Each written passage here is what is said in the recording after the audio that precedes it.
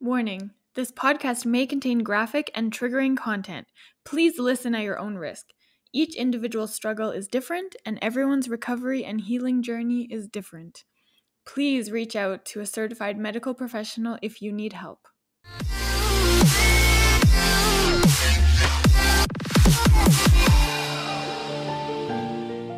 Welcome to episode 38 of Stomp the Stigma, the podcast aimed to fight the stigma surrounding mental health through education, awareness, experiences, stories, resources, and the vulnerable truth.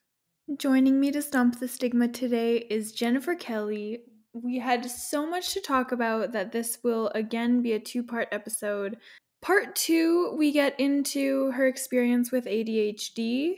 But in today's episode, part 1, we get to talk all about her experience with self-love and learning how to accept herself for who she is. We cover a lot in this episode. We get to talk about how she learned that she is so much more than just her body. We talk about surviving domestic abuse and escaping that toxic relationship, realizing that she deserved so much more and that she needed to get out. Plus, we talk about her body image struggles and how they are not limited to larger bodies or even to women. We got to dig into how her perception of herself has changed and how she has learned to accept herself first.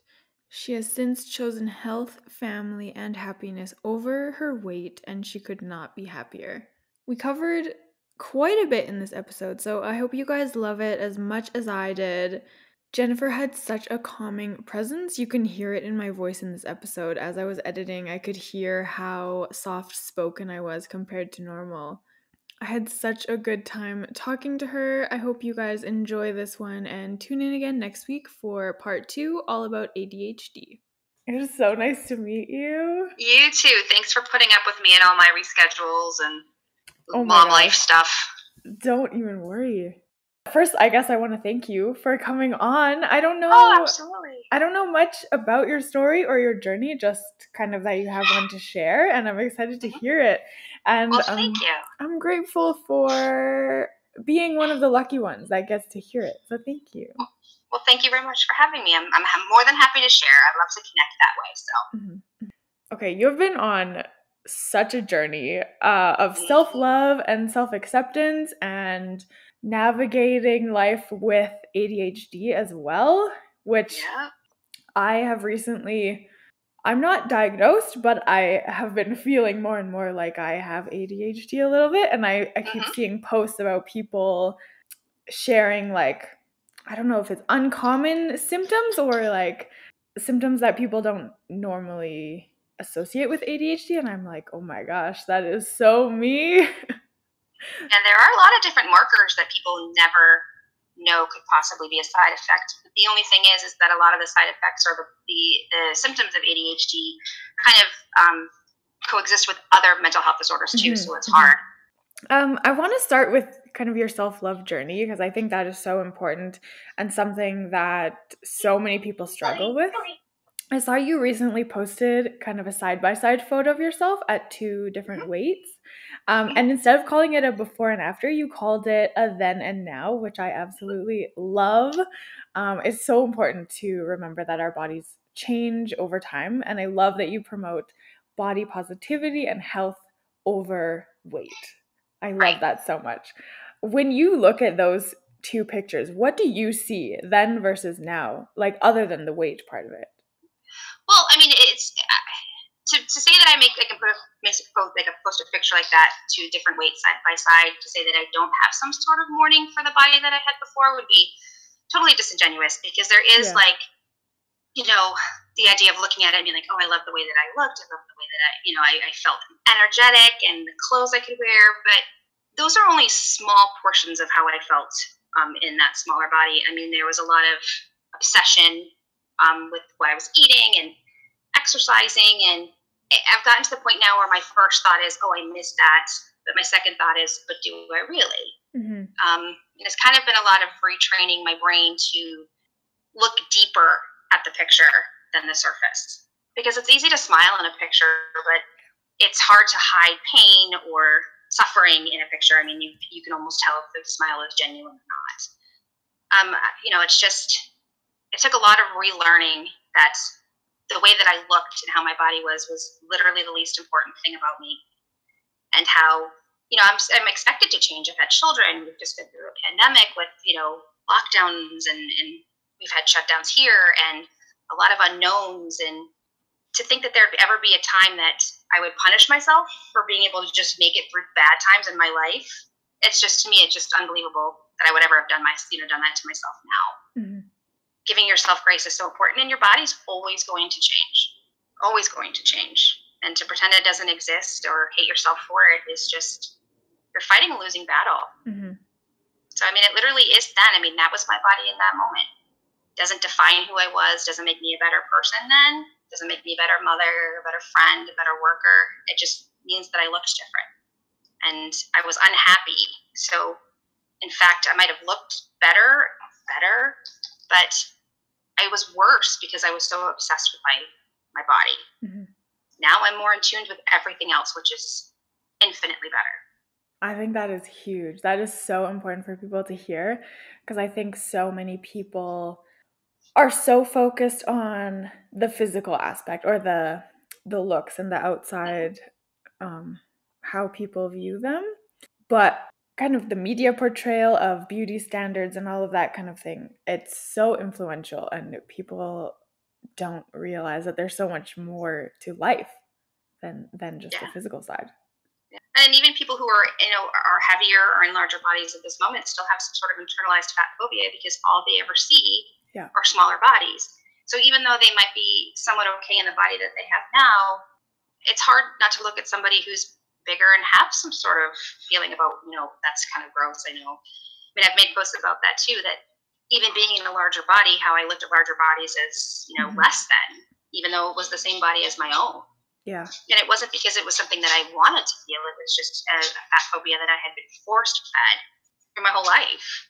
Yeah, that's something that I've struggled with a lot too, is just the body image issues, I guess, and accepting the way that I am. Wow, that's huge. Yeah. You also shared that you are a domestic abuse survivor. Yeah. You don't have to share details if you don't want to, but did that experience affect the way that you felt about yourself and viewed yourself? Like, I'm sure there was some sort of a desire for acceptance by your partner in order to be happy with yourself. Yeah, well, I didn't have a great self-esteem beforehand. Obviously, it's mm-hmm. hard to, my self-esteem was low at that point anyway. I think that's kind of what led me into this relationship with somebody who, I was easily manipulated. Yeah. He was a highly manipulative person, gaslighting, typical narcissistic abuse.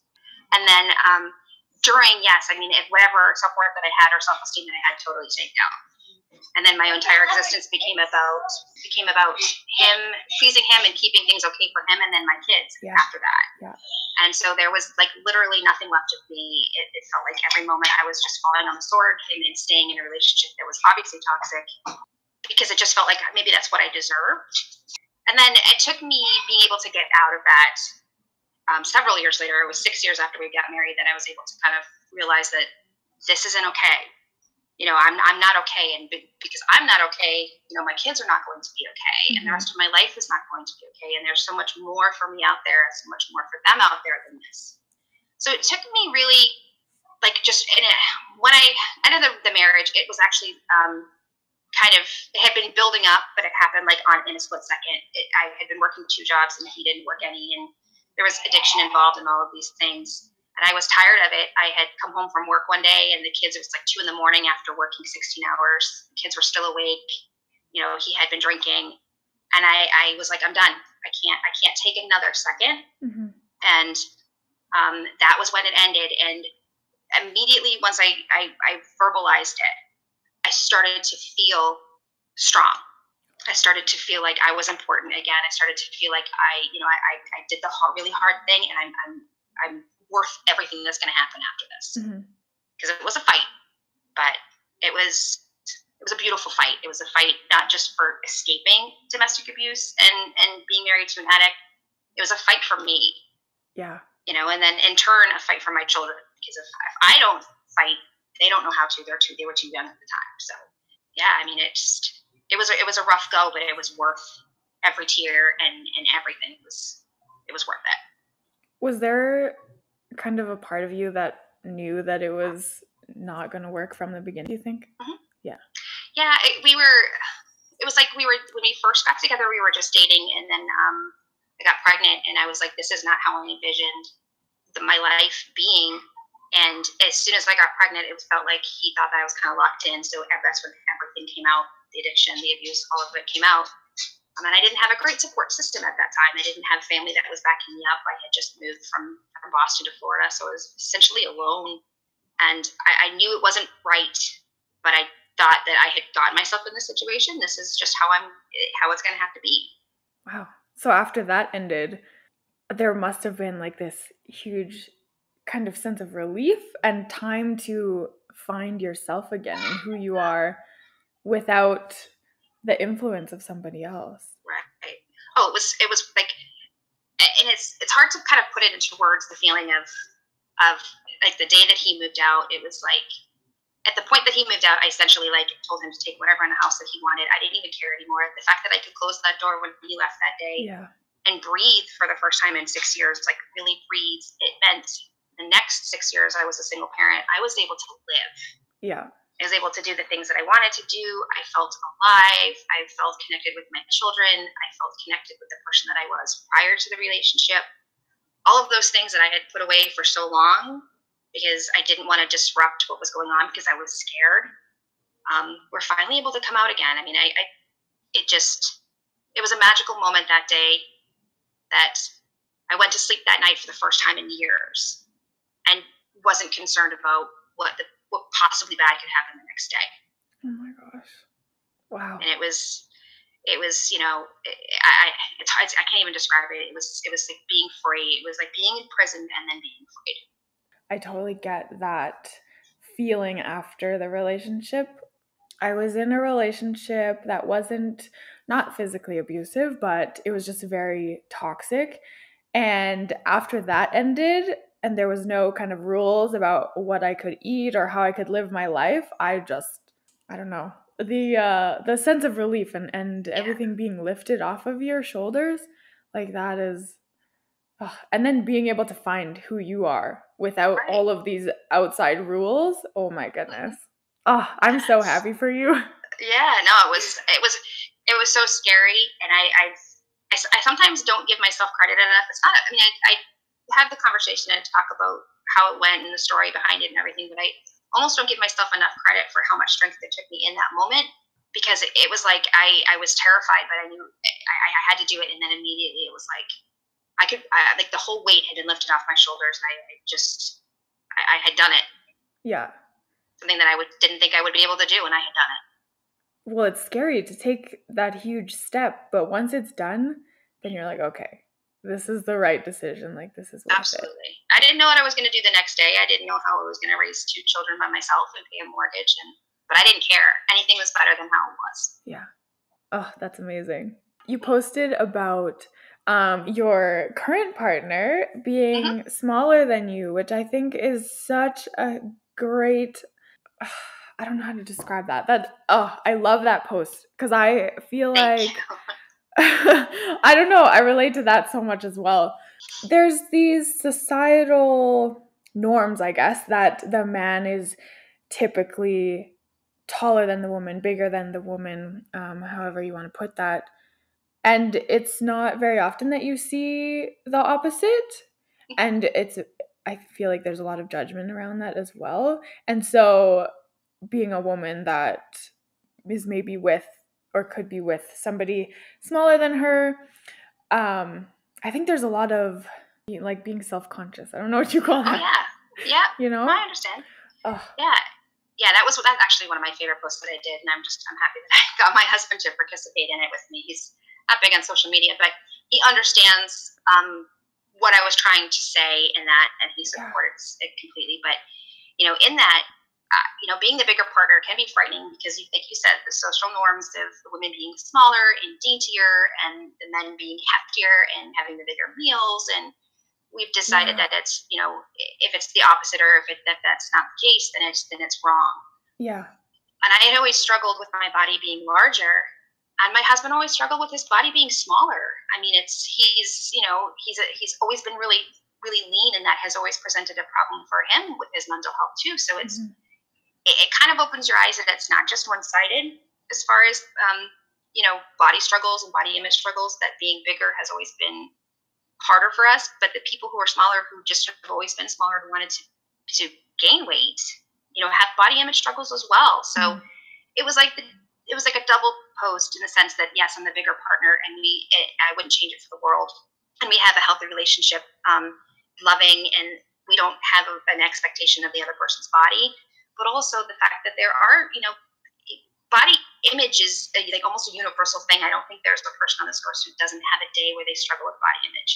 And it's not just larger people. It's people who are smaller who would like to have gained weight, or people who are very short who want to be taller. I mean, it's I think it's everybody.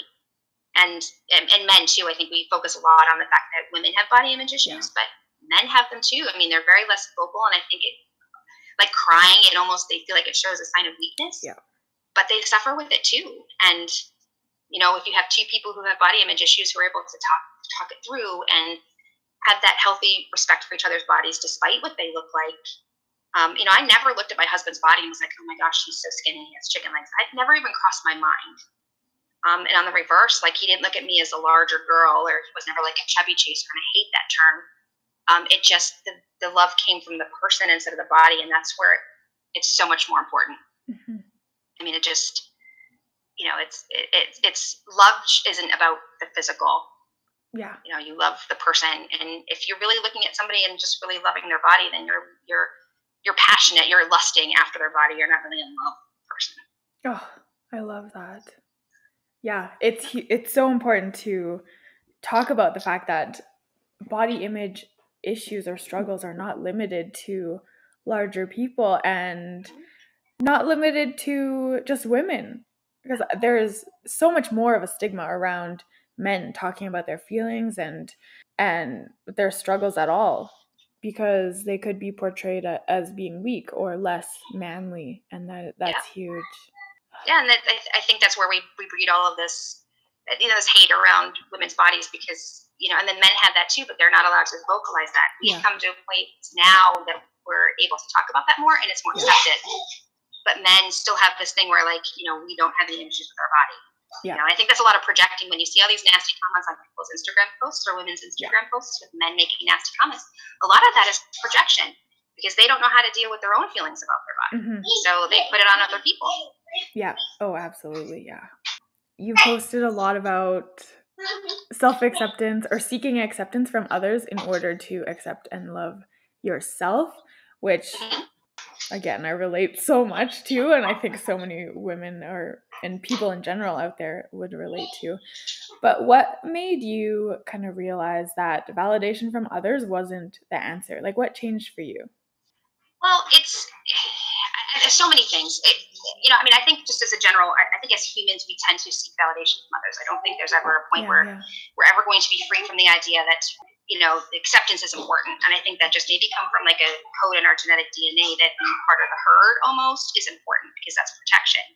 But just a lot over time, it's just like I've beat myself up so much about it. And I almost think a lot of the times it's mostly myself thinking that this person thinks that about me, and they're not even worried about me at all. They're just having their own problems. Yeah.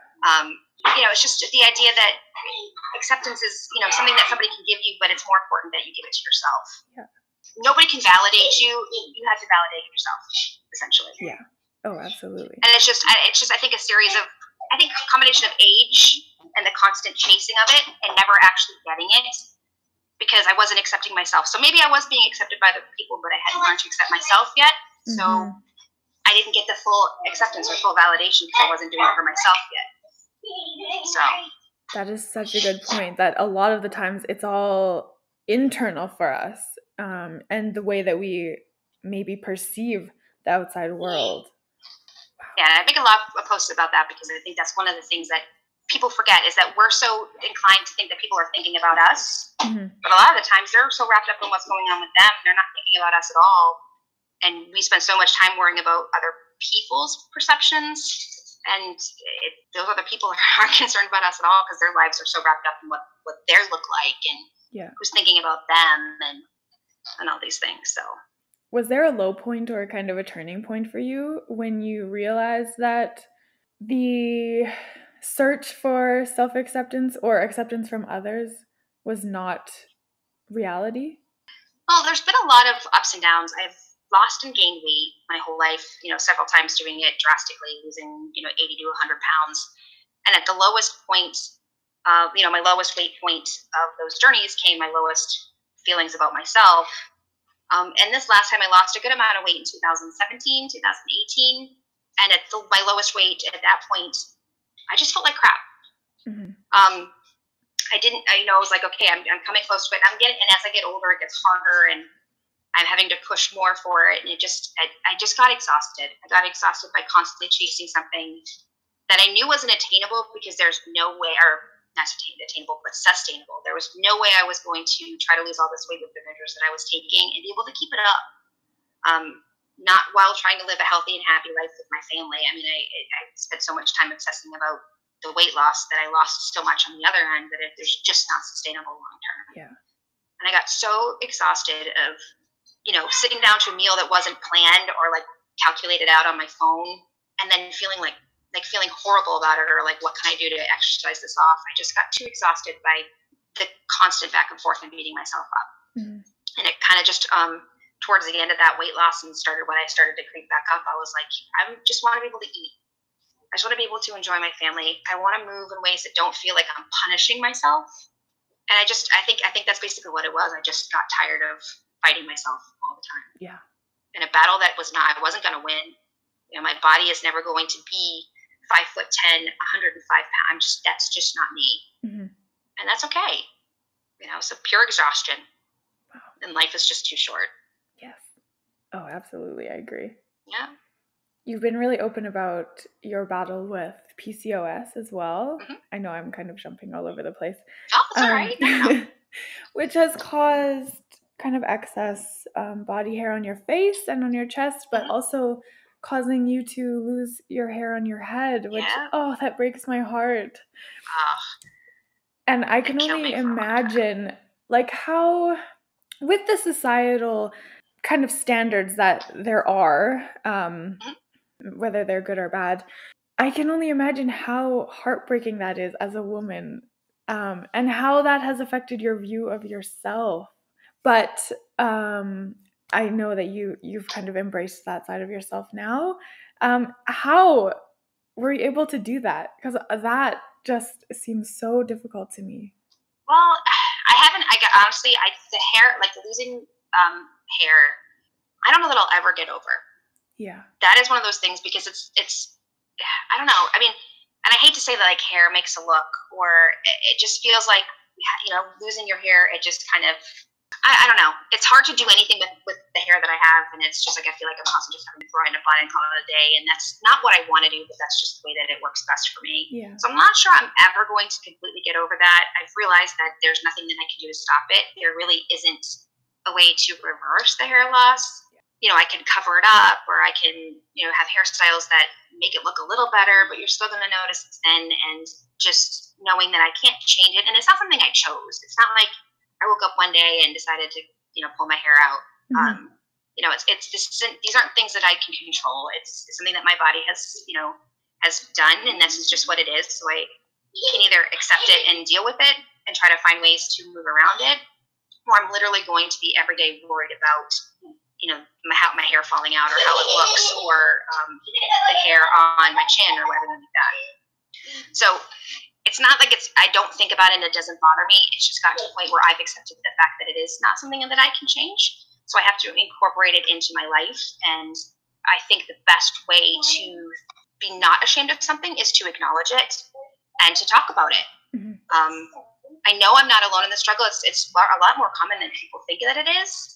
But women have this great ability to hide things, either shaving or waxing, or doing whatever we can to hide it because we don't want anybody to know that it exists. But it's very common, and it's something that happens. And I think the best thing to do is just to be open about it, and then other people feel seen. And then, I feel great about people realizing that they don't have to feel like they have to hide, because it's so much work trying to hide your body, hide, your PCOS if you have it, hide your body hair. I mean, it's life. You're human. I mean, this is how your body has grown. It's everything about it is special.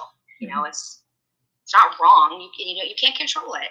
Oh, that makes me so happy. I'm so happy for you, and your story is so inspirational. That's amazing. Thank I know you. that Yes, it's sorry. Taken a lot to grow into myself, but yeah. I'm still a work in progress, and I'm 41 years old, so I'll probably be forever changing. Well, I know that this is a never-ending journey, and like we're constantly growing and becoming better every day. So for you, what is something that you are looking forward to as you continue to learn about yourself and love yourself? Well, I don't know. There's so many things that I want to do, and so many. I want to be able to get to talk more. I love doing this podcast. This was great. Thank you. I want to be able to talk more about it. I think being able to be more vocal about it, and like I said, makes people feel seen, and women know that these things that they're going through are not simply their own feelings. Even though I think most of us know that we're not the only ones who feel bad about our bodies, or feel horrible about our stretch marks, or have PCOS, or have hair on our chin. We know we're not alone, but to see other people open up about it, it kind of brings a sense of relief. So I would definitely like to be able to get out there and talk more about it. I've kind of taken like a little bit of a social media break lately. It's just been like I have a love-hate relationship with it. So I've kind of stepped back a little bit and kind of just watched from the sidelines, and it's been wonderful. But I do definitely want to learn how to speak about it more. Yeah. And how to bring more to it. And as far as myself, I'm going to be forever learning. Things are going to make me, I'm going to wake up tomorrow and I might have a bad body image day, and the next day I'll feel better. But it's learning how to switch those bad body images days right around. And I'm still learning. Like I still get trapped up in it, where I walk by the mirror that's downstairs, the full body mirror, and I'm just like, oh my gosh, is this really what I look like right now? And learning how to turn it around is really, really important. And I'm still learning that, but I'm happy to be a student of it forever. I mean, as long as I never stop learning, then I've never stopped trying. And that's the most important thing. Oh, absolutely. Part of the journey is realizing or accepting that not every day is going to be great. Like you will have those bad body image days, but it's how you handle them and how you turn those around. Exactly. Yeah.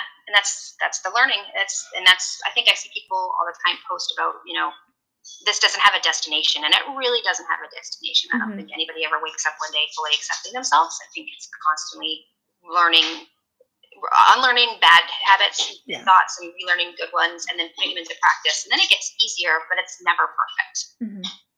Is there anything that you would want to say to anyone out there that is struggling with body image issues or self-love or self-acceptance? Other than really practice that first thought, second thought thing, where your first thought is bad. You've woken up, you've looked in the mirror, and you hate yourself. The idea is, and you have to intentionally think about something good. I think that is the first step, and that will always be the first step. Is this is how you feel right now, but you're going to do some affirmations in the mirror, or you look at yourself and you think about all the things that you love about yourself. It's training your brain to switch around that narrative right away and never stop trying. That's it. It's gonna suck, and it really is. And there are going to be days that you just don't think that you can get past how you're feeling.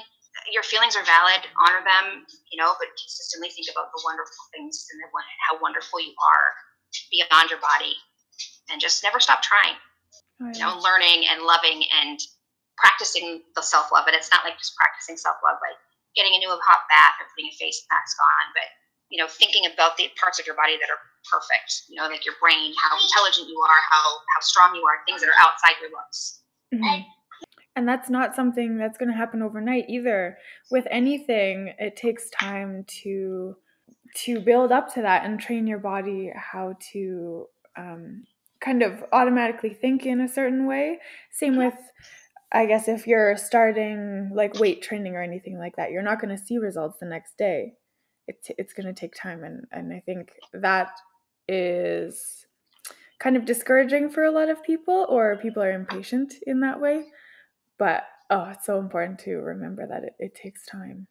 It does. Like anything good, you're going to have highs and lows. Yeah. good days and bad days, and sometimes it's going to go great and sometimes it's not. But yeah, and the best part about it is the journey. Like, again, there is no destination, and the actual best learning part is in the details. Mm-hmm. Thanks for tuning in today, you guys. I hope you loved this episode. Tune in again next week for part 2 as we switch gears and talk about Jennifer's experience with ADHD and more of the mental health side of things.